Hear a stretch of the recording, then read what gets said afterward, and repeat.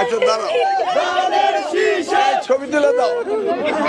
তোমার কেমন দাও, তোমারটা দাও, তোমারটা দাও, ছবি তুলে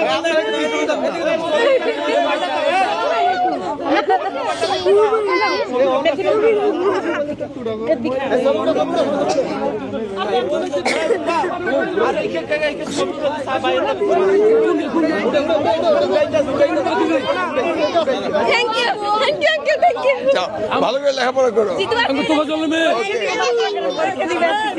ভালো করে পড়ো। হ্যাঁ ও